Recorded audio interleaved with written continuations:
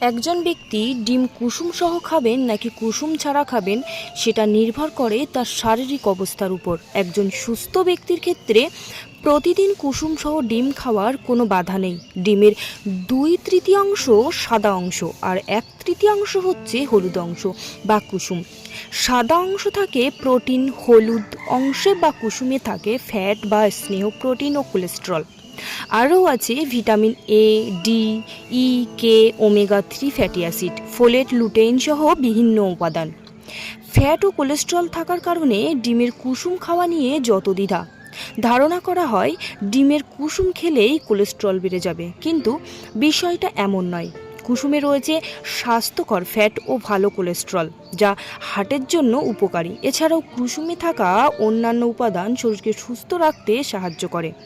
এজন্য একজন সুস্থ ব্যক্তি প্রতিদিন একটি করে কুসুম সহ ডিম খেলে শরীরের রোগ প্রতিরোধ ক্ষমতা বাড়বে এবং বিভিন্ন রোগের ঝুঁকি কমবে। এছাড়া চাইলে একদিন সর্বোচ্চ 2টি কুসুম সহ ডিম খাওয়াও যেতে পারে।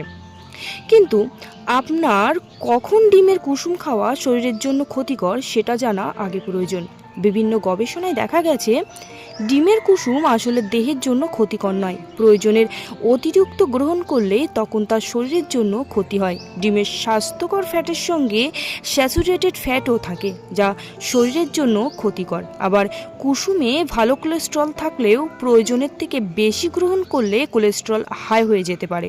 রক্তে কোলেস্টেরল বেড়ে গেলে হার্টের অসুখ হওয়ার ঝুঁকি বেড়ে যায়। তাই কুসুম সহ ডিম নিয়মিত অতিরিক্ত পরিমাণে খেতে নিরুৎসাহিত করা হয়, তবে পরিমাণ মতো খেলে কোনো সমস্যা নেই। যারা ইতিমধ্যে বিভিন্ন ধরনের রোগে আক্রান্ত তাদের কুসুম সহ ডিম খাওয়ার ক্ষেত্রে বিধিনিষেধ রয়েছে, যেমন হার্টের রোগী।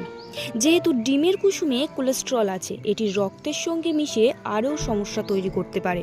হার্টে খারাপ ফ্যাটও জমতে পারে, তাই হার্টের রোগ থাকলে ডিমের কুসুম নিয়মিত না খাওয়াই ভালো।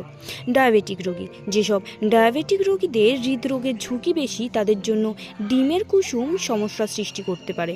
তাই ডায়াবেটিক রোগীদের শারীরিক অবস্থা বিবেচনা করে চিকিৎসকের পরামর্শ নিয়ে ডিম খাওয়াই উপযুক্ত।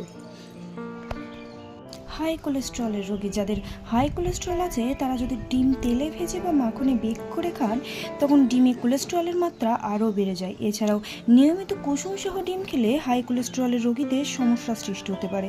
তাই এক্ষেত্রে চিকিৎসকের পরামর্শ নিতে হবে কুসুম খাওয়ার জন্য। কিডনির রোগে আক্রান্ত ব্যক্তিদেরও ডিমের কুসুম গ্রহণের পরিমাণ নির্ভর করে শারীরিক অবস্থার উপর। কিডনির রোগীদের সাধারণত ডিমের কুসুম খেতে নিষেধ করা হয়।